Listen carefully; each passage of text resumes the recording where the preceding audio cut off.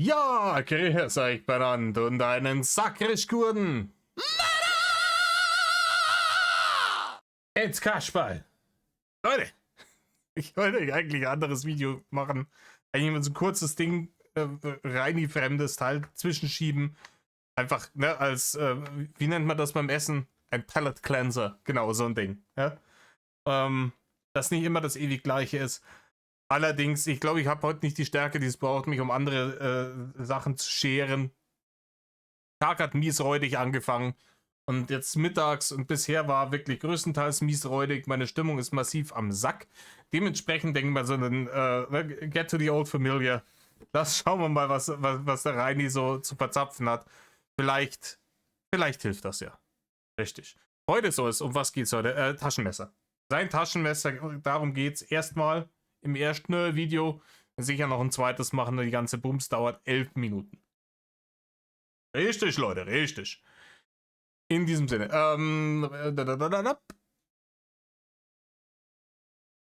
Das wär's, ja? Hockt's euch her, sagen wir mir. Reißt's euch ahoi auf. Für mir, einer, in rein. Metal Leute, Servus und ein herzliches Willkommen beim Drachen. Mit Rainer. In der letzten Folge ging es um ein Meton. Ja, das wissen wir noch. Weg damit. Und in der heutigen Folge geht es um ein... Es ist halt OG. Er versucht hier aus den Laber-Streams auf YouNow mehr oder weniger ein YouTube-Format zu generieren. Und es muss die ganze Sache, das muss alles dabei sein, die ganzen Aspekte, die so zu einem typischen Drachenlord YouNow-Streamer gehören, müssen dabei sein. Ne? Er muss über belanglose Scheiße schwallen, er muss dabei maximal dämlich rüberkommen und die Haters, die dürfen auf jeden Fall gar nicht fehlen. Und wie gesagt, ich bin inzwischen überzeugt davon, dass entweder alle und wenn nicht alle, dann wirklich die allermeisten Situationen in diesen Meinungsvideos, in denen er irgendwie auf die Kamera schaut, irgendwelche Kommentare drüber macht, welche Kinder jetzt da draußen schon wieder hergegangen sind, die Scheiße gebaut haben und wenn er dass das alles Show ist. Dass da draußen nämlich genau gar nichts passiert und er das einfach reinbringt, weil das ist sein Hauptcontent. Sein Hauptcontent ist nicht sein Taschenmesser, sein Methorn, sein Zuckerstreuer oder der ganze andere Käse. Sein Hauptcontent ist hier diese permanente Abwärtsspirale mit den Haters. Ne? Er provoziert die kommen, das ärgert ihn, dann provoziert er sie mehr, dann kommen mehr, das ärgert ihn mehr, dann provoziert und so weiter und so fort. Und das muss hier mit rein und wenn das nicht mit drin ist, dann ne? Wir haben es mitgekriegt in einem der frühen Videos, wie hellhörig diese ganze Nummer da ist. Wenn da draußen ein Auto vorbeifährt, hören wir das. Komischerweise haben wir noch nicht ein einziges Kuchenkind gehört. Niemand, der Herr Winkler gerufen hat, gar nichts davon. Und dementsprechend, ich glaube, dass halt einfach, er muss viele Videos rausmachen, ne, weil viel Content heißt viele Klicks, heißt viele Barne. Er hat aber nichts zu sagen. Und richtige Videos machen, so Skripte schreiben für hier so 4 Dullis am Arsch und so weiter. Ne? Alles harte Arbeit, gar keinen Bock drauf. Sondern es muss irgendwie, ne, so 10-Minuten-Dinge, es muss stupide geschwallt werden, raus damit. Und es müssen dann natürlich Hater stattfinden und wenn halt gerade keine da sind, dann gehen die denselben Weg wie sie Kumpels und Freundinnen. Dann werden die halt einfach erfunden. Ne? Dann sind halt jetzt gerade mal wieder 3 Hater aus Denken draußen vor der Schanze. Dann muss man sich kurz so tun, als würde man sich da künstlich drüber aufregen und dann geht die Scheiße weiter. Ne? Meine Theorie. Aber jetzt, Rainer, erzähl mal über dein Taschenmesser. Taschenmesser? Ich habe von meinem Großvater sehr viele Taschenmesser bekommen im Laufe meines Lebens. Ich könnte jetzt gemein sein. Keine Ahnung. Der schon gesehen hat, wo die Katastrophe hinführt und dann gedacht, hey, ich schenke dem jetzt einfach irgendwie scharfe, spitze Dinge, vielleicht regelt sich das Problem von allein. Aber leider haben die Im Übrigen, welcher von den 3 Großvätern war das? Rainer? Ich erwähne das immer wieder gerne, wenn er von Großvätern spricht, ne? Das muss auch weiter im Gedächtnis der Leute bleiben, weil das eine der maximal räudigsten Aktionen war. Und dieser Mann hat einen toten Großvater erfunden, um Mitleidsbarrende abzustauben. Ich wiederhole, der Mann hat einen toten Großvater erfunden, um Mitleidsbarrende abzustauben. alle irgendwie nicht wirklich was getaugt. Die sind alle nach ein paar Monaten spätestens immer draufgegangen. Dieses Taschenmesser habe ich inzwischen seit fast 15 Jahren. Das ist das Einzige, was es tatsächlich bis heute überlebt hat. Und ich benutze dieses Taschenmesser auch total gerne. Ja, ich weiß nicht, keine Ahnung, entweder hast halt dann da damals irgendwelche Werbegeschenke dann weitergereicht gekriegt, Maya kann der Bub ein bisschen ne, schnitzen oder was weiß ich. Oder diese Taschenmesser haben dieselbe Vernachlässigung erfahren wie alle Dinge, die sich jemals in deinem Besitz befunden haben.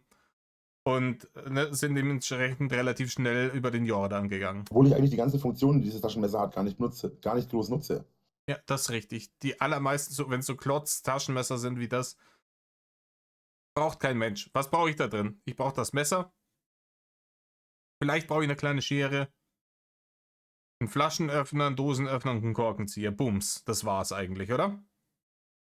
Oder habt ihr noch irgendwelche fürchterlich wichtigen Werkzeuge, die an so einem Taschenmesser sind, die man wirklich mit nichts anderem irgendwie substituieren kann? Ganz, ganz, ganz wichtig sind. Muss das so ein Klotz sein, der so, ne? Ich glaube nicht. Natürlich benutze ich das Messer, das dran ist. Aber es hat zum Beispiel auch.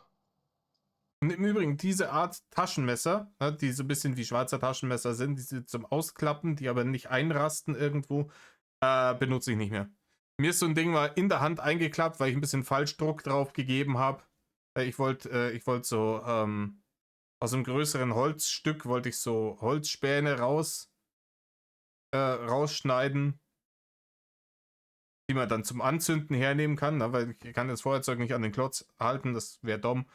Und bei der Aktion ist mir das Taschenmesser in der Hand eingeklappt und hat mir bei meinem rechten Zeigefinger, bei dem großen Fingergelenk, ne, dem unteren, das näher an der eigentlichen Hand dran ist, so tief reingeschnitten, dass auf der Breite des Schnitts bis an die Fingerspitze der komplette Finger seit 15 Jahren oder sowas taub ist.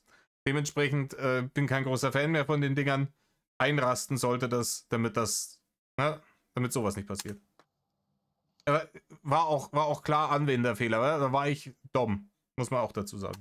Eine kleine Variante des Messers, die ich nie nutze. Was ich ab und zu mal nutze, wenn ich am Rechner, weil ich das hier am Rechner immer habe, ich muss das mal wieder ölen. Der Schraubenzieher, Rainer. Und ich weiß nicht, keine Ahnung, das geht. Ich habe auch schon mal zum Schraubenzieher aus einem Taschenmesser irgendwie oder aus einem Leatherman so irgendwie Schrauben festgezogen. Das geht schon für einen wirklich absoluten Notfall, aber es ist ganz ehrlich eine Arbeit für Leute, die Vater und Mutter erschlagen haben. Ist der Schraubenzieher. Was ich nie nutze. Warte mal. Was ich nie nutze, ist die Feile. Dafür ist die aber ganz schön dreckig, Rainer, dafür, dass du die nie nutzt. Aber ja klar. Hier, ihr seht's, ich hab's perfekt. Ihr seht den Finger da vorne. Das sind Nagelfeile mit vorne so einer Spitze, um sich die Fingernägel sauber zu machen. Dass du das nicht benutzt, Rainer, wundert mich jetzt eher nicht. Und wie er es anguckt, ne? Wie er es anguckt. Das ist wie, kennt ihr das, wenn die im Zoo, im Affenhaus, den Affen das Futter geben, aber in irgendeiner Puzzlebox, wo die erstmal überlegen müssen, wie sie an die Banane kommen. So ein Ding. Das da. Die schauen genau so aus. So. So, Rainer. Was ich dazu, damit ich mich nicht schneide. Besser so, Rainer. Du weißt ja, Messer, Gabel, Schere, Licht sind für kleine Dullis. Dann haben wir einen Dosenöffner. Das ist wirklich. Komm, ich schenke mir den Kommentar. Dosen, kein Flaschenöffner. Wobei man ihn auch für Letzteres benutzen kann. Dann haben wir natürlich einen Flaschenöffner daran. etwas, was ich noch nie in meinem Leben genutzt habe, egal an welchem Taschenmesser, ist eine Lupe. Ja, man merkt schon, ich habe es lange nicht mehr ganz offen gehabt. Muss es mal wieder ölen, dass es gut im Schuss bleibt. So, dann, was ich ab und zu schon mal genutzt Dann, habe, ist das hier. Das ist eine Zange.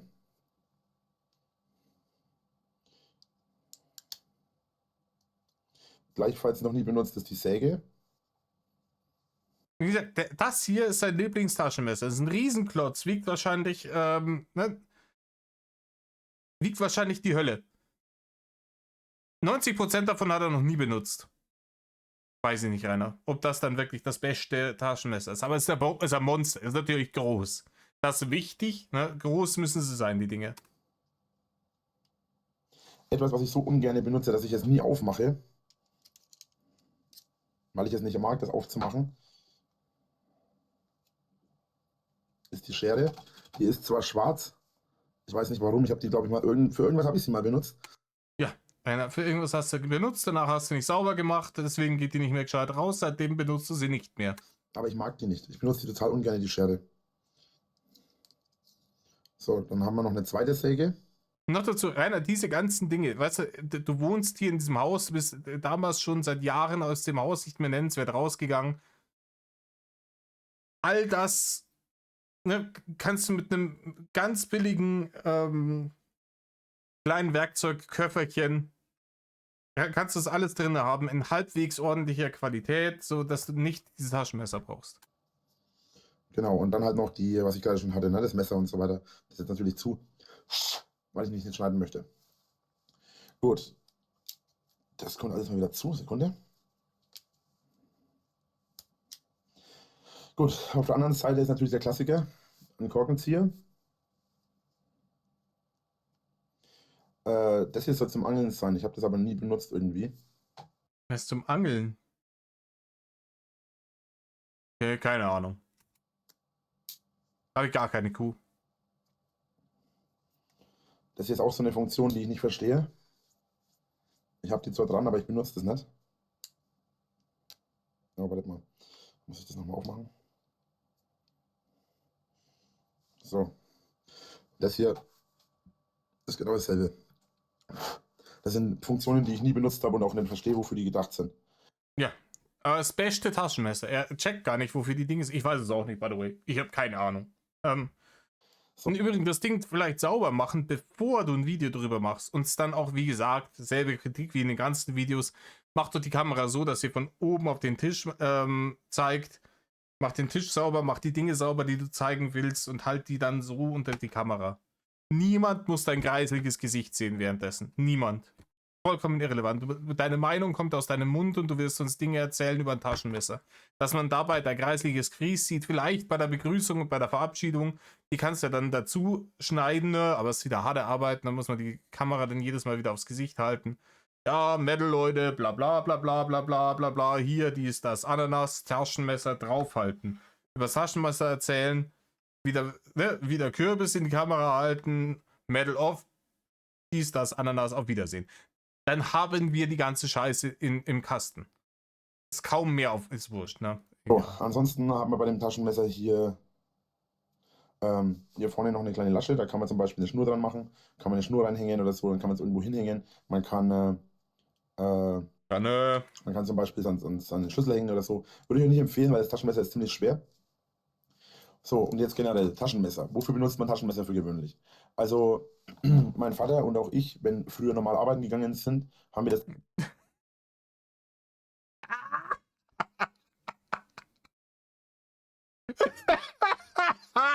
Ey, wie er das sagt auch. Ja, früher, als wir normal arbeiten gegangen sind, mit einer vollkommenen Ernsthaft. Wann, Rainer, bist du normal arbeiten gegangen, Rainer? Wann? Von der Zeitarbeitsfirma von einem Betrieb zum anderen geschickt zu werden, jedes Mal nur einen halben Tag da zu sein, wieder rausgeschmissen zu werden, zähle ich nicht als normal arbeiten, Rainer. Und das ist mehr oder weniger die Majorität dessen, was in deinem Lebenslauf steht. Ein paar Monate beim Plasti, Jakob, die gebe ich dir, aber ich glaube wahrscheinlich auch eher, dass das aufgrund von Mitleid, Rudi Spur und irgendeinem weirden Gedanken von sozialer Verantwortung hergerührt hat, dass du da mal lochen durftest. Aber ich glaube auch nicht, dass du da viel geschafft hast. Taschenmesser meistens dabei gehabt in der Tasche. Ich habe es meistens dabei gehabt, um zum Beispiel Kartons zu zerschneiden und alles, wenn ich mal mein Cuttermesser oder was vergessen habe. Dann habe ich nämlich immer noch mein Taschenmesser gehabt. Und notfalls, wenn ich unterwegs war. Alter, ich möchte mir nicht vorstellen, wenn du den ganzen Tag Kartons zerschneiden musst, um das mit diesem Taschenmesser zu machen. Das ist nicht schön. Diese Cuttermesser, die gibt es schon aus gutem Grunde. Und ich hatte Hunger oder irgendwas und wollte mir ein paar Brötchen kaufen oder was, ein bisschen Wurst. Dann brauchte ich mir nicht belegte Brötchen kaufen, sondern ich konnte mir Brötchen kaufen und Wurst kaufen. Das ist billiger gewesen. Und habe das dann einfach zusammengenommen, habe es aufgeschnitten, habe es draufgehauen und passt. Boah, Rainer, du bist ja richtig genial. Stell dir das mal vor, ey, du kaufst da Semmel und dann schneidest du die auf und tust da Wurst drauf. Rainer, du hast gerade das Brotzeit-Game komplett revolutioniert. Ja, no shit, Digga. Machen viele Leute so. Da hat man jetzt direkt was essen gehabt. Oder um einen Apfel zu zerschneiden oder ähnliches. Also ein Taschenmesser ist schon immer sinnvoll. Wofür ich meine Taschenmesser vor allem benutzt habe, immer ist für meinen Computer. Da habe ich immer das Taschenmesser am Rechner. Ich brauche nicht tausende Werkzeuge wie Schraubenzieher, Schraubenschlüssel, Cutterschlüssel und was ist hier alles. Cutterschlüssel? Was ist denn ein Cutterschlüssel? Ja, Rainer, genau das ist es. Du schwallst einfach irgendwelche leeren Worthülsen raus und willst uns dann erklären, dass das Content ist. Ich weiß auch nicht, wofür ich das Taschenmesser an meinem Rechner bräuchte. Ich sag's dir, wie es ist. Ich weiß nicht, wofür ich es bräuchte an meinem Rechner. Der Rechner, der steht bei mir zu Hause.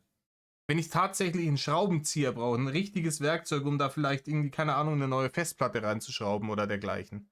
Oder um den vielleicht mal hier vorne die Front abzumachen und zu reinigen, damit die Lüfter wieder gescheit laufen. Solche Dinge. Dann hole ich meinen normalen Werkzeugkasten. Da plage ich mich nicht mit so einem Ding umeinander. Egal. Also ich brauchte dann nie tausende Sachen. Ich brauchte zum Beispiel kein Zänkchen, um irgendwie Kabel abzuzwicken. Ich brauchte keine Sachen. Habe ich alles immer mit dem Taschenmesser gehabt. Und das war immer der Vorteil davon. Was ich aber auch sehr gerne mache, was ich in der letzten Zeit auch wieder angefangen habe, ist Schnitzen. Da habe ich zum Beispiel auch Schnitzwerkzeug auf die Wunschliste gesetzt.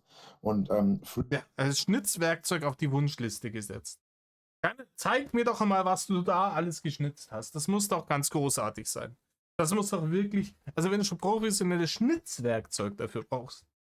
Leute, ich fange jetzt an, Messer zu schmieden, Leute. Ich fange jetzt an, Messer zu schmieden, könnt aber bitte, ich setze euch so eine Esse und so einen Schmiedeofen, ne? Die Dinger, ich setze das mal hier auf meine Wunschliste, wenn irgendjemand da Bock drauf hat. Hey, komm, Leute, es gibt auch prominente Leute im Drachengame. Wird doch vielleicht auch einer, ich habe fast 6000 Abonnenten auf diesem Kanal, da wird auch irgendjemand dabei sein, der dicke Zaster hat. Kauft mir doch einfach eine Esse, ich verspreche euch, ich werde professioneller Messerschmied. Ganz, ganz sicher. Das Schweißgerät war aber auch noch geil. Ja, wo er gemeint hat, ja, das ist jetzt klar ein wenig teuer, aber das muss ja nicht einer alleine kaufen. Wir können ja da zusammenlegen. So ein Ding. Im Übrigen, Schweißgerät brauche ich natürlich auch. Na, wenn ich Messerschmied werde, ich muss ja die verschiedenen Stahlschichten zusammenschweißen, bevor ich es schmiede. Ne? Wenn ich so ein. Ne? Weil brauchst ja verschiedene Stähle mit verschiedenen Härtegraden in einem Messer, damit es sowohl hart genug ist, dass es stabil und scharf ist, aber auch flexibel genug, damit es nicht spröde wird und so weiter und so fort. Ihr könnt es euch nicht vorstellen, also bitte, wenn jetzt hier irgendjemand drin ist, der richtig Zaster hat, na, ich weiß, wer ist im Game? Finch ist im Game. Finch, wenn das hier sieht, kauf mir eine Esse. Ich schmied dir. Das erste Messer kriegst du umsonst. Früher als Kind habe ich sehr viel mit meinem Taschenmesser geschnitzt. Ich habe früher meine Taschenmesser auch viel mit draußen gehabt, weil früher bin ich viel draußen rumgelaufen und so weiter. Habe früher mit meinen Freunden draußen im Garten gespielt, draußen im Hof, irgendwo im Wald. Und da haben wir dann immer irgendwo was geschnitzt oder haben immer irgendwo kleine Lager gebaut und so weiter. Und dafür waren Messer oder sowas immer nicht verkehrt. Und man konnte dann die Äste abzwicken oder die Äste abschneiden. Und ja, im Wald einfach wild irgendwelche Äste abschneiden, ist sicher eine geile Idee. Wird sich der Förster richtig gefreut haben, wenn du und deine Dulli-Freunde da durch den Wald marodiert sind und alles auseinandergenommen habt, ne? Ein scheiß Taschenmesser. Alter, die Fresse. Er sieht aus, als hätte er sich zum Frühstück erstmal so ein 30 cm Dubi reingezogen, oder? so weiter und so fort. Oder man konnte sich keine Speer schnitzen und so ein bisschen, ne, lauter Blödsinn mitmachen halt. Also, die würde ich jetzt auch nicht auf dumme Gedanken bringen. Das ist eigentlich schon nicht verkehrt, wenn man ein gutes Taschenmesser hat. Natürlich sind Messer immer so eine Sache. Man muss bei Messern immer aufpassen, dass man niemanden verletzt, vor allem nicht sich selbst.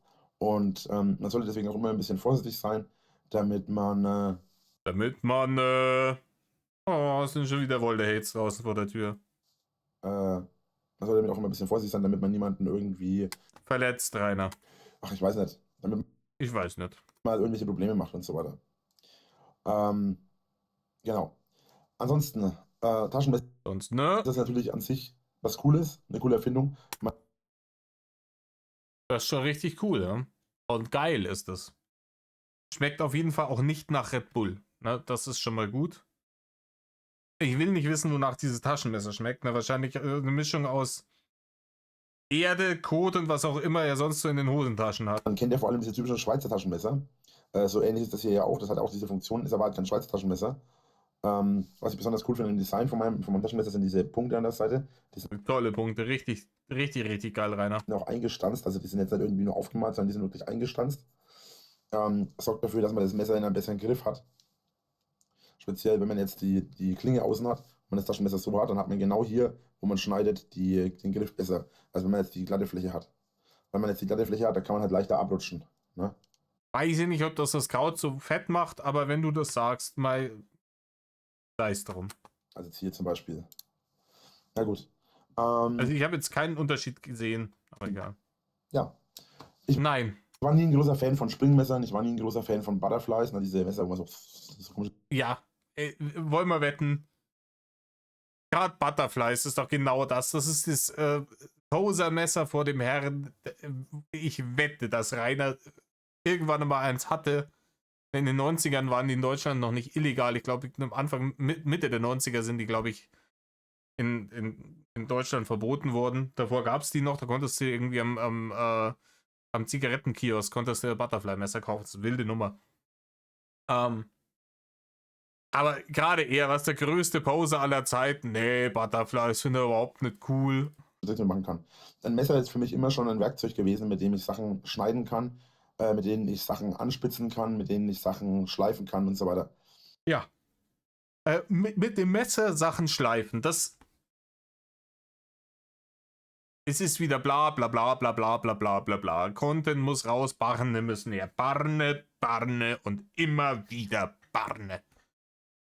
Mit denen, ein Messer ist für mich etwas, womit ich Sachen schleifen kann. Rainer Winkler, Poet. Und ja, ihr habt richtig gehört. Nein. Auf jeden Fall ist es. Dann erklär's. Wenn ich das richtig gehört habe und das Sinn gemacht hat, dann erklär's mir jetzt. Nicht so eine Fake-Out-Scheiße, wie du gerade bringst. Ey, versuch nicht meine Intelligenz zu beleidigen. Ne? Ich mag nicht der schlaueste Mensch auf dem Planeten sein, aber dich habe ich im Kreuz. So. Taschenmesser sind gefährlich für Leute, die sich damit nicht auskennen, beziehungsweise für Leute, die sich damit nicht. Die zum Beispiel nicht wissen. Oh, hat er deine Freundin wieder geschrieben. Die zum Beispiel nicht wissen, dass man mit dem Taschenmesser nichts schleift. Ja. Entschuldigung, das war mein Handy. Ja, ich verrate einen ganz geheimen Tipp für Profi-YouTuber. Ne? Handy vor der Aufnahme auf lautlos stellen. Nicht stören, lautlos, dass dieses Handy keinen Mucks macht. Dann Aufnahme starten. Wäre das eine Idee.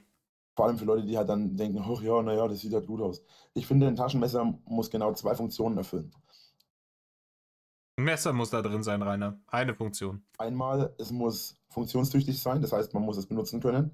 Es muss folgende Funktionen erfüllen, es muss funktionstüchtig sein.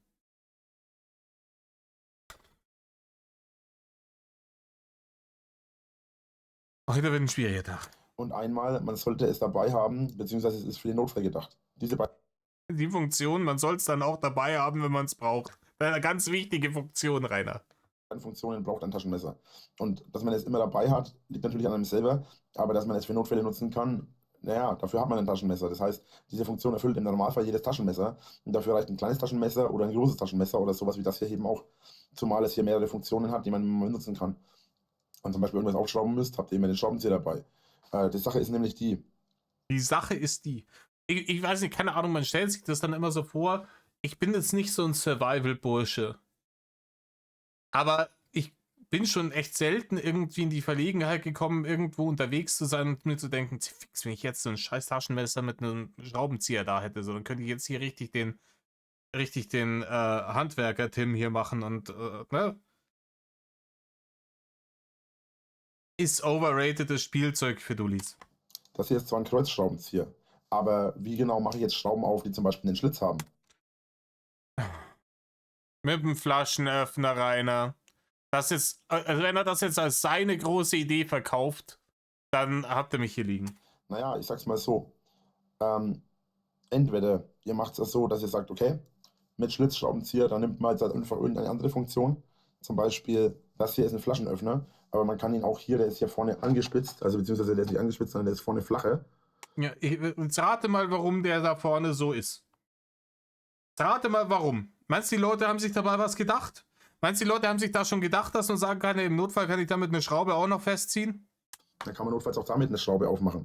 Da Schlitzschrauben im Normalfall keinen Rahmen drumherum haben, sondern meistens einfach eine Fläche sind, wo einfach ein Schlitz durchgemacht ist, könnt ihr das mit normalerweise fast allem aufmachen. Ich kann zum Beispiel auch hier mit einer Schlitzschraube aufmachen, weil ich einfach hier die Kante benutzen kann, die hier ist, und einfach so aufdrehen kann. Das ist zwar Ja, einfach ist das jetzt nicht unbedingt. Das ist schon ein bisschen like Fred, hätte ich gesagt. vielleicht nicht ganz so praktisch und dauert vielleicht ein bisschen länger als mit dem Schraubenzieher, aber das funktioniert. Deswegen Ja, Leute, ich sag's euch, wie es ist.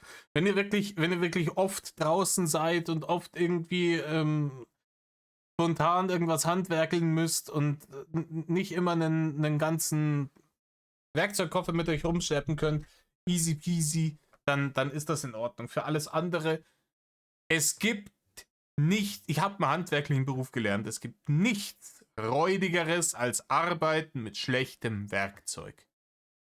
Man ärgert sich und nichts funktioniert und das Ergebnis ist immer gepfuscht, scheißegal, wie gut ihr seid in dem, was ihr macht. Ne? Der Pfusch-Level ist dann zwar niedriger, wenn ihr wirklich gut seid, dann könnt ihr auch halbwegs passable Ergebnisse mit scheiß Werkzeug hinkriegen. Ich rede jetzt nicht davon, irgendwelches überteuertes High-End-Bullshit-Werkzeug zu kaufen. Es muss ein solides, funktionstüchtiges Werkzeug sein. Anständiges Werkzeug. Ein Koch braucht ein anständiges, scharfes Messer. Mechaniker braucht gute Schraubenzieher und Schraubenschlüssel. Was weiß ich, ne? Ein Schnitzer braucht anständige Schnitzmesser. Das ist alles, mit so einer Scheiße brauchst du wirklich nicht anfangen. Und auch im Hobbybereich, wenn ihr sagt, hier, ich brauche irgendwie zu Hause ein bisschen Werkzeug, weil es kann immer sein, dass man eine Lampe aufhängen muss oder, keine Ahnung, eine Steckdose an die Wand schraubt oder was weiß ich. Dann holt euch ein kleines Werkzeugset. Was braucht man? Kreuzschraubenzieher, Schlitzschraubenzieher, einen groß, einen kleinen, damit kommst du mit den meisten Schrauben hin. Also 4 Schraubenzieher, ein Schraubenschlüssel, weiß ich gar nicht, ist wahrscheinlich overrated. Ich würde sagen, die meisten Leute kommen klar, wenn sie so ein 3/4 Zoll Ratschen-Set haben. Da sind dann Nussen dabei von, ich glaube, 5er Nuss bis hoch auf 14er, 17er Nuss. Damit kommst du mit den meisten Sachen gut hin. Und dann seid ihr gut. Ne? Ein Seitenschneider vielleicht noch und eine Zange. Fertig. Deswegen ist eine Funktion von einem Kreuzschlitz oder von einem Kreuz beim Schraubenzieher immer sinnvoll, aber beim Taschenmesser immer sinnvoller, weil man damit auch was anfangen kann. Gut. Ich habe hier so ein Werkzeugkoffer, so einen klassischen Koffer, ne? Kennt es, klappt da auf. Da ist ein Hammer drin. Also, wie gesagt, es ist da auch Zeug drin, das ich selten benutze. So eine kleine Handsäge, die brauche ich ganz, ganz, ganz, ganz selten, so gut wie nie. Brauchen wir noch. Ja, so ein Imbus-Schlüsselset. Ich habe noch so extra so ein kleines Mini-Schraubenzieher-Set, weil ich das oft brauche, eben für Sachen am Rechner oder Schrauben an der Sonnenbrille wieder festziehen oder solche Kisten, wo man ein bisschen feinfühligere Scheiße machen muss. Aber so an sich keine große Magie, Rainer. Und das da ist auch kein Substitut für nichts davon. So viel erstmal dazu. Ich hoffe, das ganze Video hat euch gefallen. Ich hoffe auch, dass mir das gefallen hat, aber du schwallst hier noch fast 2 Minuten lang, Digi. konntet jetzt damit anfangen. Seid vorsichtig, wenn ihr Taschenmesser benutzt und kauft euch keine Taschenmesser nur, weil sie gut aussehen. Weil Ja, weil seine Target Audience sind 5-Jährige, Rainer. ein Taschenmesser, das gut aussieht, ist völlig sinnlos, wenn es die Funktion nicht erfüllt, die ihr braucht. Ich habe mir im Laufe meines Lebens wirklich viele, also ich habe wirklich viele Taschenmesser im Laufe meines Lebens gehabt. Und viele sahen wirklich gut aus. Ich hatte sogar mal eins, das hatte an der Seite so einen richtigen Drachenemblem drauf. Ja, Drachenemblem, beste Taschenmesser. Das war wirklich so komplett Drache drauf. Ich habe das irgendwann weggeschmissen, weil erstens mal, man konnte es nicht richtig benutzen, weil man immer die ganze Zeit, weil das war nicht gerade, wo es drauf gemalt ist, sondern es war wirklich so eine komplette Metallform an der Seite.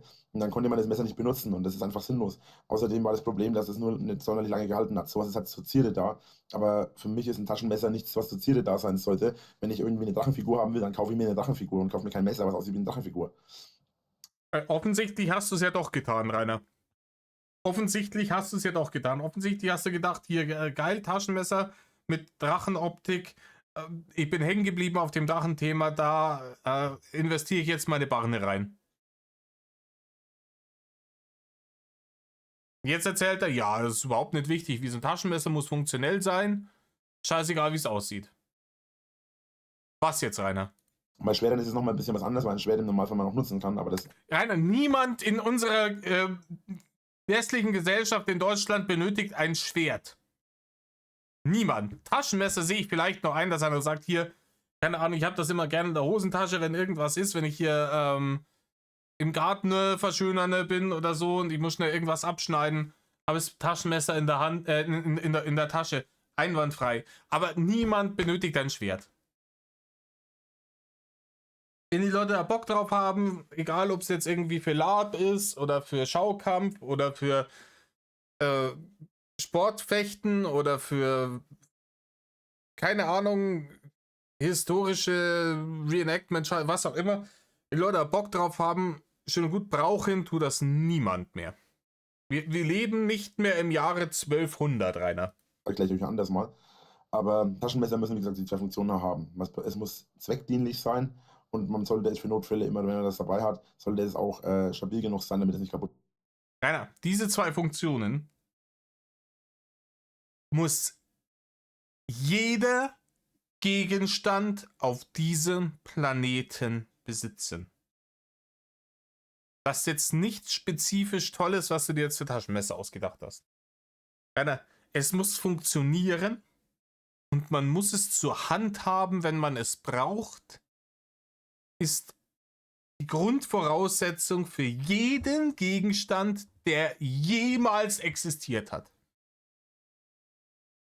Es ist vollkommen egal, ob das jetzt ein Taschenmesser, ein Werkzeugkoffer, ein Computer, was weiß ich, ein Kondom ist. Es ist immer es muss funktionieren und du musst es haben. Ansonsten kannst du es nicht benutzen, Rainer. Quelle surprise.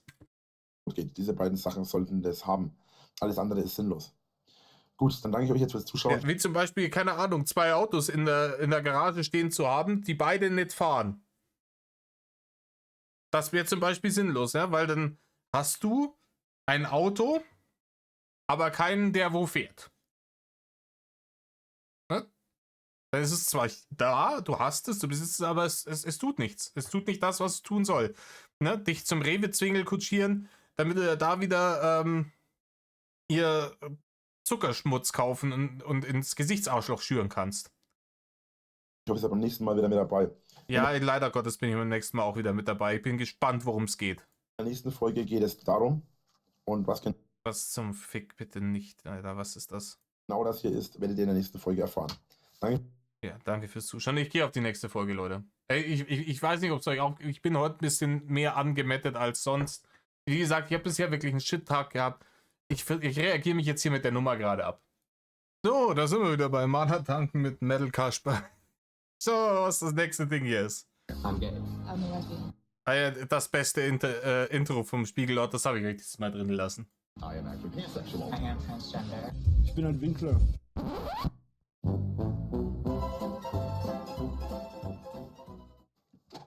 Metal Rainer.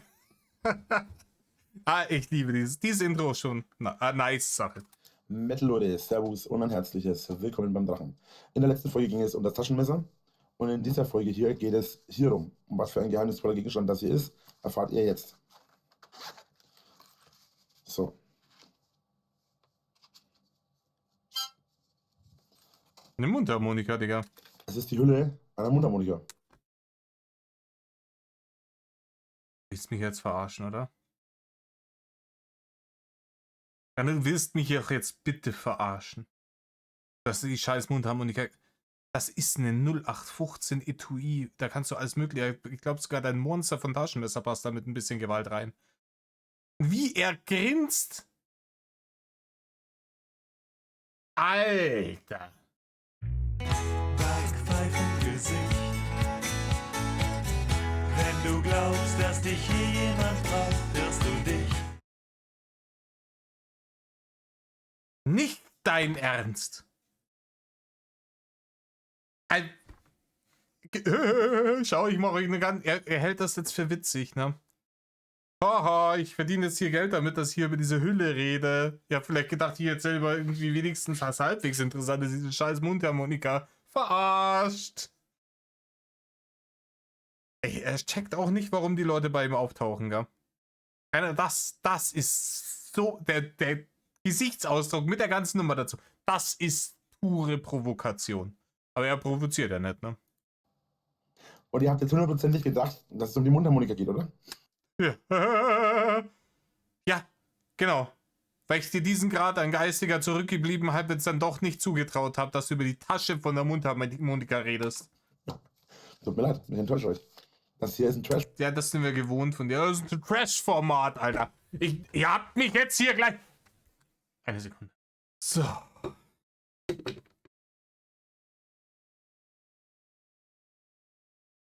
Sorry, Leute, ich hatte jetzt echt nicht die Stärke, die es braucht. Ich muss jetzt erstmal, ob ihr es mir glaubt oder nicht, ich habe jetzt eine halbe Stunde lang einfach zur Hasskompensation mein Klo geputzt. Ich habe jetzt gerade so eine innere Wut, einen brutalen Wutanfall in mir aufkommen gehabt, dass ich habe jetzt wirklich irgendwie 20 Minuten mein Klo geputzt. So, hier wird es noch eine halbe aufgerissen. Puh. Wo waren wir stehen geblieben? Einatmen, ausrasten. Weiter geht's. Trash-Format und das soll auch Trash. Trash-Format. Man kann, also wirklich, man kann den Bogen überspannen, Rainer.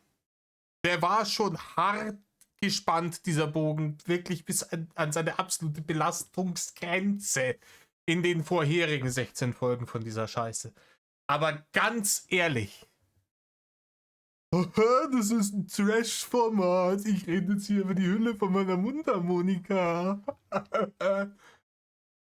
Es wundert mich nicht, dass da Leute zu dir kommen, Rainer. Und dich fragen, ob du sie noch alle beieinander hast. Die Leute kommen sich verarscht vor bei sowas. Das ist provozierendes Verhalten. Bleiben. Die Mundharmonika machen wir in der nächsten Folge. So, also nächstes Mal, was ist es? Das ist eine Hülle von...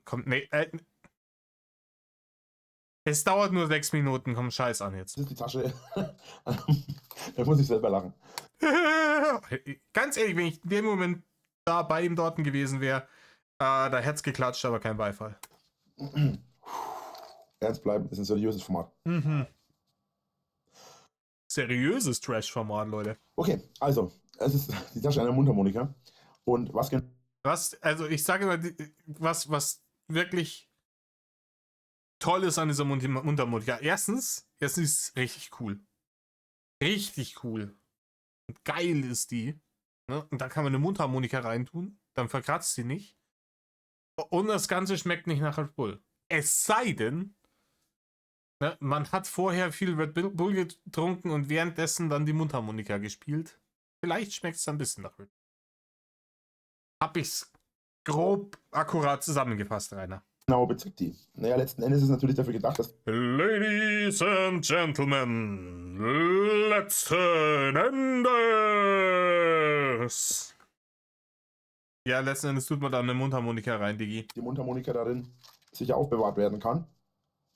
Und zur anderen Sache ist es so, Das war's, Rainer. Punkt. Punkt, Rainer. Das ist der Sinn dieses. Wir sind bei 1 Minute 25. Du kannst das Video hier. Ich hoffe, ihr seid beim nächsten Mal wieder mit dabei. Tschö, Medal off, dies, das. Fertig, Rainer. Das Ding ist einwandfrei dazu da, dass man da eine Mundharmonika reintun kann. Dass man sie halt noch zumachen kann. Na, jetzt wohl. So. Ja. Das ist, wenn du sagst, dass man da sicher die Mundharmonika drin verstauen kann, impliziert, dass man es dann auch verschließen kann. Wenn man das nicht könnte, wäre sie auch nicht sicher da drin aufbewahrt, Rainer. Genau. Ist sehr sinnvoll, weil man hat die Mundharmonika immer schön safe. Die Hülle selber ist auch stabil. Also man kann hier, ne? Ich kann hier drücken, die ist ziemlich stabil. Damit ist es quasi so, dass die Mundharmonika da drin im Inneren sehr gut geschützt ist. Außerdem hat sie hinten so ein Gummiband. Das heißt, man kann zum Beispiel einen Gürtel oder so durchführen. Da willst du einen Gürtel. Du kriegst nicht mal ansatzweise deinen Wurstfinger da durch, Rainer. Wie willst du denn da einen Gürtel durchkriegen? Denk doch 2 Sekunden nach, bevor du schwallst. Oder kann man da vielleicht was schleifen damit, Rainer? Kann man damit was schleifen? Kann man das Messer schleifen? Dann kann man danach in den Garten gehen, in den Kräutergarten, sich ein bisschen Thymian abschneiden. Himmelarschen Gürtel. Den Gürtel würde ich jetzt vielleicht nicht unbedingt durchführen, weil ein Gürtel Nein, ich auch nicht, Rainer! vermutlich ein bisschen zu schmal ist dafür. Also Ja, der Gürtel ist zu schmal dafür. zu breit, das Teil ist zu schmal für einen Gürtel. Aber man kann zum Beispiel, ich weiß nicht, eine Schnur oder sowas durchmachen oder ein Band durchmachen und dieses dann am Gürtel befestigen. Wie gesagt, keine Ahnung, warum das da ist, was man sich da dabei gedacht hat. Sinn ergibt es für mich nicht. Wenn man möchte. Das Zuziehen vom Reißverschluss ist natürlich eine sinnvolle Sache, weil Das Zuziehen vom Reißverschluss ist natürlich eine sinnvolle Sache. wenn man zum Beispiel einen Knopf hinmacht oder was, dann rutscht es an der Seite raus. Oder wenn man Klettverschluss hinmacht, dann geht der Klettverschluss auf. Also es ist schon sinnvoll, dass man die auch tatsächlich mit einem Reißverschluss zumachen kann. Ja, Reißverschluss kann auch kaputt gehen, Rainer. Und ja, das ist an sich immer praktisch. Dass man den auf- und zumachen kann, dass man die da reintun kann, dass es ganz cool ist und nicht nach Red Bull schmeckt, Rainer. Man hat auch innerhalb der, da, willst du wohl. Man hat auch innerhalb der Tasche, die ist wirklich so groß, dass sie halt genau für die Mundharmonika passt. Ja! Hätte man damit rechnen können, wenn die Mundharmonika da drin geliefert wird, dass die Tasche genauso groß ist, dass da die Mundharmonika reinpasst, Rainer. Wow! Ich habe hier so eine JBL Boombox drüben stehen. Rate mal, wie groß die Tasche davon ist. Ich gebe dir einen Tipp, so groß wie die Mundharmonika nicht. Aber man hat innerhalb des Ganzen noch genug Platz, um noch ein Tuch mit reinzumachen. Nein, Rainer. Da kann man ein Tuch noch mit reinmachen. Sag bloß. Das. Vielleicht kann man es doch nicht, Rainer. Also zumindest du nicht. So, man hat immer noch genug Platz, damit man noch ein Tuch mit reinmachen kann. Was dafür sorgt, dass man zusätzlich immer entweder ein bisschen Polsterung hat oder dass man natürlich auch die Mundharmonika mal sauber machen kann. Ja, weil du die ganze Zeit all deine Dinge immer so gut sauber gemacht hast, gell, Rainer? Rainer, wir haben deine Konsolen gesehen. Und unter den ganzen nutzlosen Nippes, den du deinen Besitz geschimpft hast damals, hätte ich gesagt, die Konsolen waren Top Priority. Ja? Und sogar die waren in einem Zustand, da muss man sich ein neues Wort ausdenken dafür. Das ist ja mit ohrreidig noch schmeichelhaft beschrieben gewesen. Ich habe das gesehen, Ofi hat die gekauft. Ich habe das Video dazu gesehen, wie fürchterlich ohrreidig die waren. Und jetzt erzählst du mir, dass du regelmäßig deine Mundharmonika sauber machst.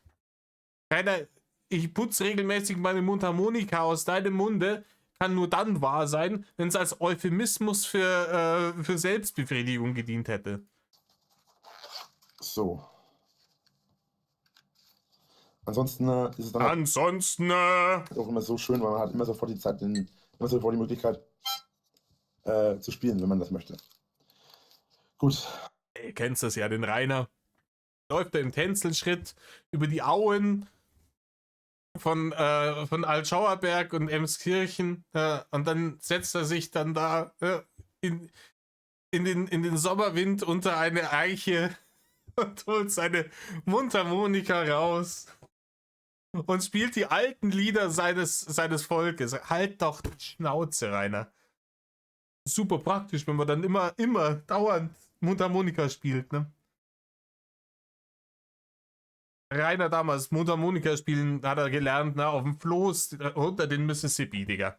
Was ist das jetzt? So, ansonsten, wie ist die Verarbeitung des Ganzen? Zunächst mal haben wir hier vorne natürlich den Namen drauf. Wollen wir wetten, dass der Rest einfach vernäht ist?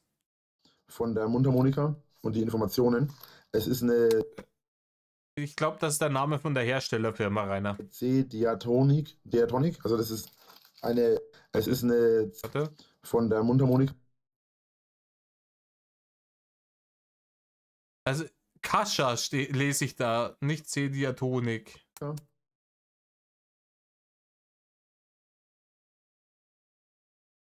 Also, er sagt, es ist also ich würde vermuten, dass das wahrscheinlich entweder, ja, das ist der Hersteller, Kascha Professional. Blues Harmonica. Und C-Diatonic Tenhole, das ist halt die Stimmung, oder? Das ist halt da gibt es ja sicher auch größere Mundharmonika, die tiefere Töne spielen kann und die ist halt, oder? Und die Informationen. Es ist eine C-Diatonic, also das ist eine Mundharmonika mit dem Melodieton C. Das war mir persönlich ganz wichtig. Und Ja, das war mir richtig wichtig. Rainer, beschreib mal, warum ist dir das wichtig gewesen, dass es gerade auf C gestimmt ist, die Mundharmonika? Ich höre. Unfassbar. Ey, als wenn er hier der Musiktheoretiker wäre. Oh, die Mundharmonika, das ist aber schön auf C-Diatonik, Digga, das ist wichtig. es ist professionell Blue Harmonika. Eine Harmonika ist Blues-Harmonika, oder? natürlich in erster Linie die Funktionstechnik Yeah. der, oder halt die Situation der Die Situation. Die Situation. Mundharmonika. Gut. Ansonsten haben wir hier hinten das schön verarbeitet. Es ist ein schöner Stoff, es ist auch rau. Alter, mach halt jetzt dein scheiß Handy auf lautlos, Himmelarsch! Bist du ruhig? Entschuldigung. Entschuldige dich nicht! Mach's aus! Es ist dann schön rau und man kann es auch schön verwenden. Innen ist es wiederum schön weich. Alter, ganz ehrlich, ich werde was. Stellt euch vor, ihr wärt Rainers Lehrer in der Schule gewesen. Also, keine Ahnung, wie es bei euch ist. Aber bei mir hätte es in der Schlagzeile geendet, die mit dem Satz endet. Dann richtet er die Waffe gegen sich selbst. Keine Ahnung. Die Mundharmonika auch schön gesaved ist. Und wie gesagt, diese Stelle hier ist auch sehr dick gemacht, dass man halt, wenn die Mundharmonika Dick. in der Nische liegt, möglichst gut geschützt ist. So. Das ist heute eine Trash-Folge der Sonderlative. Deswegen machen wir das so, dass ich jetzt die. Es ist Superlativ, Rainer. Das Superlativ Trash. Trashiger am trashigsten, Rainer. Aber wirklich, wirklich die Dreistigkeit vor dem Herrn. So eine Scheiße. Es geht noch 2 Minuten weiter. Folge hier direkt schon wieder beende. Obwohl wir können eigentlich noch ein bisschen mehr Trash dazu machen. Und zwar. Ja, bitte, Rainer. Was müssen wir jetzt? Willst du jetzt über das Saubermachtuch auch noch was erzählen?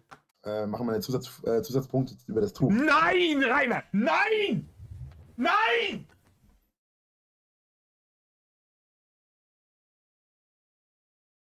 Ich kann das nicht. Warum nicht? Oh, Leute. Ich verliere den letzten Rest meines Verstandes mit dieser Scheiße. Das Tuch ist natürlich besonders praktisch. Es ist so ein, wie sagt man, so ein Tuch, Rainer. Das ist ein Tuch. Das ist ein Brillenputztuch, mehr oder weniger. Der Name nicht an. Es hat so ein ganz, ganz feines Tuch. Jetzt der Name des Seide? Nee, Seide ist es nicht. Mikrofasertuch, Rainer. Mir fällt der Name nicht an. Es ist auf jeden Fall so ein ganz spezielles Tuch halt, ne? Da kann man schon die Mundharmonika schon säubern mit. Sollte man auch immer machen. Ja, ganz. Soll auf jeden Fall immer. Im Idealfall nach dem Spielen, damit die Mundharmonika, hier sieht man auch nochmal, dass T drauf ist, damit die Mundharmonika nicht räudig wird, Rainer, aber das lässt sich, wenn du sie benutzt, nicht vermeiden. Dann kannst du so viel putzen, wie du willst. Möglichkeit immer schön sauber ist und damit sie keine Flecken oder sowas bekommt oder damit sie nicht kaputt wird. Weil ich habe nämlich Rainer, wie ein 230 Kilo Gollum in seiner Wanze sitzt, seine Mutter Monika putzt. My precious. Zieht ihr Tonik, Digga. Erfahrung gemacht bei Mundharmonikas, dass es immer sehr schnell nach hinten losgeht, wenn man die nicht ordentlich behandelt. Gut. Und so vorbei und haut dir aufs Maul, oder? Das war. Er hat immer die Erfahrung gemacht, oder? Dass das nach hinten losgeht. Rainer, der alte Profi-Mundharmonika-Spieler. Wie gesagt, ne? Durch den kompletten Süden Amerikas ist er getourt mit seiner Hillbilly-Band. Das wissen wir nur nicht. Ne? Wir kennen ja nur 2% von seinem Leben. Ne? Dann danke ich euch fürs Zuschauen. In der nächsten Folge geht es ja direkt um die Mundharmonika selbst. Ja, toll, Rainer. Und ja, ich meine das ernst. Dann sehen wir uns beim nächsten Mal. Bis dahin, euer Drache, haut rein und tschüss. Tschüss, Rainer. Tschüss. Ja, ich glaube, das war. Oh, heute hat er mich bisher gebrochen, Leute. Wo sind wir denn? 50 Minuten. Okay, komm, die Mundharmonika, die muss jetzt hier mit ins Video noch rein. Weil im Endeffekt hätte das ein Video sein sollen. Da hat die Mundharmonika, kurze Erwähnung im Übrigen, die kommt in so einer Tasche, die ist super praktisch, weil ja, da ist Reißverschluss dran und die Mundharmonika passt da rein und sie schmeckt nicht nach Red Bull. Weiter im Text, ne? Und dann wirklich 10 Minuten über die Mundharmonika schwallen, aber dann machen wir das jetzt. Ja, ich mache jetzt Pause, wir gehen gleich ins nächste Video rein. So, da. Sind wir im Mundharmonika-Video? Leute. Ich weiß inzwischen jetzt, warum ich diese Meinungsvideos größtenteils ausgeblendet habe. Ich habe damals. Die kommen da wahrscheinlich noch. Ich habe kenne 2 von diesen Meinungsvideos. Das eine, wo er erzählt, dass er so damals, als die beim McDonald's noch so richtige Plastik-Aschenbecher hatten, dass er so eine Art McDonald's-Aschenbecher irgendwie als Deckel für seine Monster Energy Dose benutzt, damit da kein Viechzeug reinfliegt.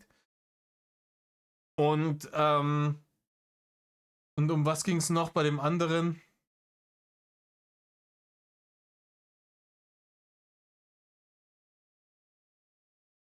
Fidget Spinner, genau. Fidget Spinner und Aschenbecher, Dosendeckel. Ne? Die Dinge. Dann habe ich gedacht, okay, das ist mir zu dumm. Und hab's ausgeblendet. Und ich weiß, dass ich gut daran getan habe. Der Mann bricht mich inzwischen mit dieser Nummer. Er bricht mich einfach.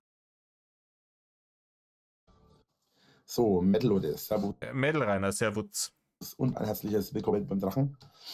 Ja, in der letzten Folge haben wir über die Hülle der Mundharmonika gesprochen. Danke, dass du es noch erwähnt hast, Rainer. In dieser Folge geht es um die Mundharmonika selbst. Die Mundharmonika selbst ist eine Mundharmonika auf dem Ton C. Man hat auch hier draußen, wartet mal, so rum. Warum das falsch rum drauf ist, verstehe ich zwar nicht, aber gut. Wahrscheinlich, weil man mal so reinbläst, das lesen kann oder wie. Egal. Wir haben Töne. Aber ist nicht C-Dur, ich bin jetzt auch kein super krasser Musikcrack, muss ich sagen, aber ist nicht C-Dur so mehr oder weniger so ein Standardding? Also, was das am häufigsten benutzte Ding ist, C-Dur. Von 1 bis 10. Wir haben den Namen der Firma inklusive der Informationen über die Mundharmonika. Dann haben wir hier unten nochmal den Namen. Und was genau ist eine Mundharmonika? Wie genau funktioniert die? Du pustest Luft dadurch und dann kommt hinten Ton raus, Rainer. Viele sagen so, Mundharmonika, voll scheiße. Und wieder andere. Okay. Natürlich, er kennt sie nicht, die berühmten Mundharmonika-Hater. Gib einfach mal in YouTube Mundharmonika-Hate-Content ein. Ihr findet tausende Content-Creator, die sagen alle, ne, die sagen alle diesen hier. Mundharmonika, voll scheiße. Und wieder. Alle. Es sagen richtig viele Leute, Rainer. Ich kenne keinen einzigen Menschen, der so eine richtige krasse Abneigung Mundharmonikas gegenüber hat. Ich hasse die einfach. Ich weiß nicht warum, aber ich sehe die kaputt machen. Nee, Digga. Die meisten Leute Den meisten Leuten sind Mundharmonikas relativ wascht. Dann? Was ist jetzt passiert? Sagen so, Mundharmonika, ist das nicht schwer zu spielen? Shit. Irgendwas macht hier Baus Scheißen. Eine Sekunde. Ich glaube, ich habe es behoben. Im Prinzip ist es recht einfach. Man hat im Prinzip 2 Töne pro Loch. Und zwar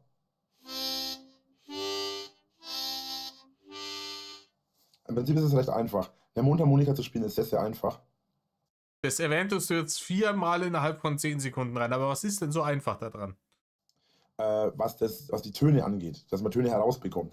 Was nicht einfach ist, ist die Töne dann entsprechend zueinander zu reihen, um entsprechend Songs oder Lieder zu spielen. Ja, Rainer, das ist bei den allermeisten Instrumenten so. Bei Holz- und Blechblasinstrumenten meistens, Saxophon, Trompete oder sowas, da ist ein bisschen schwieriger. Aber keine Ahnung, wenn ich jetzt eine Gitarre in die Hand nehme, ich kriege da schon Töne raus. Das Instrument spielen zu lernen bedeutet halt, diese Töne in eine sinnvolle Reihenfolge zu bringen, sodass Musik herauskommt. Ne? Die Dinge, die du jetzt nicht so unbedingt drauf hattest. Ich erinnere daran, wie du versucht hast, auf deinem Keyboard alle meine Entchen zu spielen. Vor langer, langer Zeit konnte ich mal, In einem Land vor unserer Zeit. ich habe das als Kind ja schon gemacht und auch als Kind mal ein bisschen gelernt. Als Kind konnte ich mal von Richtig gelernt. Ihr könnt es euch nicht, wie gesagt, ich habe es euch erzählt, den kompletten Mississippi rauf und runter sind sie gefahren. Free Willy, vielleicht kennt es noch jemand von euch, den Song spielen, den Jesse Willy immer vorspielt.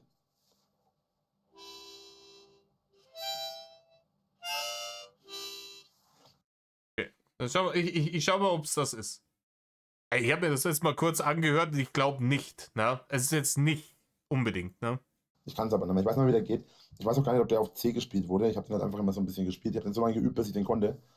Und wie gesagt, es ist recht einfach. Die Mundharmonika. Ihr müsst auch nicht irgendwie den Mund spitzen oder so. Es reicht wirklich, wenn ihr reinpustet. Oder wenn ihr Luft holt, gibt es einen anderen Ton auf derselben Frequenz.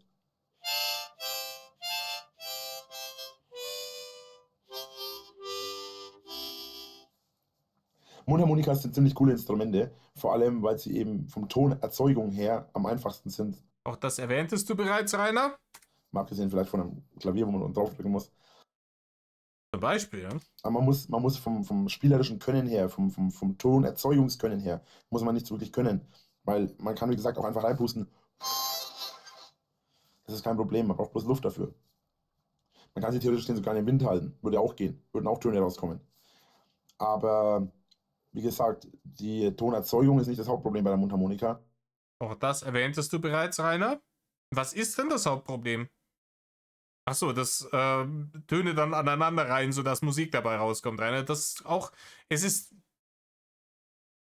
Grundthematik bei jedem Instrument. Sondern wirklich die Töne entsprechend aneinander zu reihen, damit auch eine Melodie herauskommt. Ich habe die gestern erst bekommen. Ich habe jetzt so lange nicht mehr geübt. Ich habe jetzt das letzte Mal, habe ich vielleicht vor 20 Jahren gespielt. Also mit 10, 12 ungefähr. Habe ich das letzte Mal Mundharmonika gespielt, deswegen kann ich das jetzt auch nicht mehr. Ich habe jetzt auch noch nicht geübt, tatsächlich seit gestern. So, schauen wir uns mal. Nee, aber die musste her. Die ist schön auf die Amazon-Battle-Liste gesetzt worden, weil die musste her. Die Geschichte setzt sich jetzt hier auch wieder zusammen. Er hat Free Willy gesehen, hat Bibi Augenschwitzen gehabt, als dieses Mundharmonika-Stück da gespielt wird. Und dann hat er sich gedacht, ich brauche auch eine Mundharmonika, weil ich will das auch spielen. Hat es auf die Amazon-Battle-Liste gesetzt und irgendein Dulli hat es ihm gekauft. Und dann hat er es jetzt hier einmal ausgepackt. Das ist eine richtig tolle Sache. Hier, die passt da rein, schmeckt alles nicht nach Red Bull. Packt die einen, hat in die Ecke geschmissen. Das Ding ist wahrscheinlich mit der Schanze abgerissen worden. Die Verarbeitung weiterhin an. Also hier an der Seite haben wir nochmal ein großes C. Das ist so. Ein großes C. Ja, genau so rum, Rainer. Genau, so rum war gut. Nicht das erste. Das erste war nicht gut. Das zweite war gut. Oder was ist Spielverkehrt? Ich weiß es nicht. Jedenfalls, das große C ist halt die Aussage dafür, dass das eine Mundharmonika auf der Melodie Ist weil Corona positiv getestet. Oder Vitamin C ist da drin, Rainer. die Tonart oder auf der Tonhöhe C ist. Ach so, stimmt, ja. Genau. Ansonsten haben wir hier ringsrum so eine braune so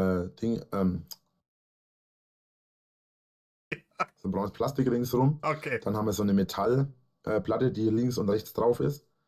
Also eine silberne. Und darauf wiederum ist dann auf schwarz das hier fokussiert. Und das ist, glaube ich, Fokussiert ist das.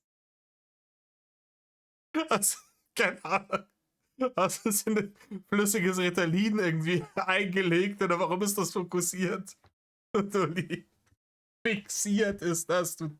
das, was die Töne ergibt. Beziehungsweise. Nee, warte mal, es ist, glaube ich, in Silber eingebaut. Ich glaube, das Schwarze ist tatsächlich nur die Zierde der Mundharmonika. Das ist der Griff. Damit man die besser halten kann. Was ein bisschen ergonomischer ist. Und die Stütze für den Mund, damit man eine angenehmere Spielart hat.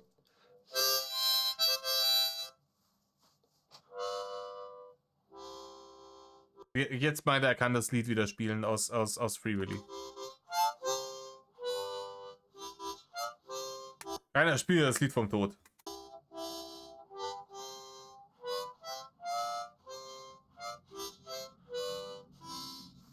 Ja, wie gesagt, ich habe lange nicht mehr gespielt. Ich kann ihn mir vorstellen, Trapper Rainer, wie er hinten im Zug sitzt und Harmonika spielt. Ne? Und irgendeiner mit dem Banjo daneben. Dann singen sie darüber, meine Füße sind offen. Wenn man ein bisschen mit der Mundharmonika rumspielt, dann bekommt man auch relativ schnell sehr gute Töne zusammen und kann auch relativ einfach, wenn man es lange genug macht täglich, so sagen wir 2-3 Stunden am Tag einfach üben. Ja, du kannst auch einfach durch die rausgemädelten Zähne in deiner ledierten Kauleiste rauspfeifen. Gibt auch sicher jedes Loch einen anderen Ton. Man kann natürlich nach Noten lernen oder nach Noten üben. Oder man macht es einfach so, dass man einfach ein bisschen spielt und einfach guckt, ob man Melodien herausfindet, die einem gefallen und dann diese Melodien übt und übt und übt. Es ist letzten Endes wirklich nicht sonderlich schwer, Melodien herauszufinden. Nee, das ist Rainers Ansicht über alle Instrumente. Ja, für Rainer ist das so, ja, das ist ja alles überhaupt nicht schwer. Hier, da, schau, ich habe hier schon einen Ton rausgekriegt, jetzt muss ich einfach nur das mehr machen und dann level ich da hoch. Ist wie in Skyrim, Digga, machen wir einfach ein paar Mal. Und danach wirst du Profi einfach. Ist überhaupt nicht schwer. Ja, doch, das ist schwer. Die Leute brauchen Talent und Disziplin und ne, die richtigen Techniken, das zu lernen. Gute Lehrer, gute Bücher und alles Mögliche. Das ist tatsächlich harte Arbeit, so ein Instrument zu lernen. Deswegen können das so wenige so gut.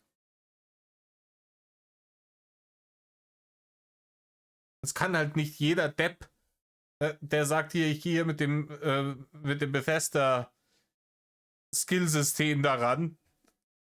Ich drücke einfach auf den Knopf, machen und dann wird's gemacht und wenn ich so, dann irgendwann ist Level aufgestiegen, du kannst jetzt Stairway to Heaven spielen. Zu bekommen und Melodien eben dann zu spielen, wenn man sich daran gewöhnt hat. Gut, die Folge heute ist auch ein bisschen kürzer, ein bisschen länger, glaube ich, als die gestrige Folge. Oder als die vorherige Folge. Vorhin war das ja, ne? Das war nicht gestern, sondern war die andere Folge vorhin. Ja, die eine war 6 Minuten, die andere jetzt 7. Abzüglich der Spiegellord, Intro und Outro-Nummern.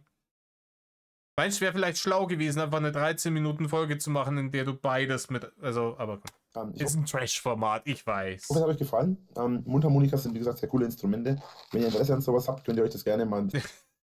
Entschuldigung, ich kann ihn mir nicht verkneifen. Ist Mayonnaise auch ein Instrument? Nein, Meerrettich ist auch kein Instrument. So, der musste sein. Ein bisschen genauer anschauen. Und ich kann auch nur empfehlen, für Musikinteressierte. Rainer, erst denken, dann reden. Das hätte ich dir schon von Anfang an empfohlen, aber du hörst ja nie. Für musikinteressierte Menschen ist eine Mundharmonika bestimmt eine coole Idee, weil es ist ein leichtes Instrument, was nicht schwer ist, was man jederzeit überall benutzen kann. Ein leichtes Instrument, was nicht schwer ist, Rainer. Natürlich vorzugsweise so, damit man seine älteren Geschwister, seine Familie oder sonst jemanden auf der Welt nicht stört. Nicht wahr? Jedenfalls ist es so, dass man da halt wirklich alle möglichen Funktionen hat. Und das ist jetzt eine relativ kleine Mundharmonika. Jedenfalls ist der ist schon wieder komplett. Also der ist schon wieder komplett Standby-Modus. Jedenfalls ist es so, dass man da alle möglichen Funktionen hat. Er redet über eine Mundharmonika. Es gibt auch größere Mundharmonikas mit verschiedenen Tonarten. Meine zum Beispiel war früher ungefähr so groß. Ja, richtiges Monster, Rainer. Wenn man mehrere Tonarten braucht, ich glaube, es waren 2 oder 3 Tonarten. Das ist dann natürlich noch schwieriger, aber so eine kleine Mundharmonika finde ich eigentlich immer schon sehr sinnvoll und sehr cool. Und man kann sich damit, wie gesagt, überall hinsetzen und jederzeit spielen. Man sollte, wie gesagt, nur darauf achten, dass man möglichst wenig Leute damit belästigt. Ja, darauf achtest du ja immer ganz besonders penibel. Hauptsache niemanden belästigen, Hauptsache niemanden provozieren. Wir haben es mit dem, das komplette letzte Video war eine einzige große 6 Minuten Provokation. Aber hey, Rainer will niemanden belästigen, ja. Dann danke ich euch fürs Zuschauen und bis zum nächsten Mal beim Drachen. Nächstes Mal geht es um einen Rückenkratzer, der eine Ausziehfunktion hat. Ja, keine Ahnung. Ich weiß nicht. Kann praktisch sein, wenn man irgendwie bestimmte Arbeitskleidung hat, die verhindert, dass man da mit der Hand rankommt. Oder natürlich, wenn man sich einfach auf eine Vierteltonne hochgefressen hat und sich praktisch nicht mehr den Arsch abwischen kann, dann ist vielleicht auch so ein Rückenkratzer, um an die Stellen ranzukommen, wo es ein bisschen zum Gammeln anfängt, um da zu kratzen, und vielleicht ist das das auch. Aber heute nicht mehr, Leute, heute gebe ich mir die Chance nicht mehr. Ich bin am Ende. Ich habe nicht mehr die Stärke, die es braucht. Leute, tut nicht, was Rainer tut. Medal off.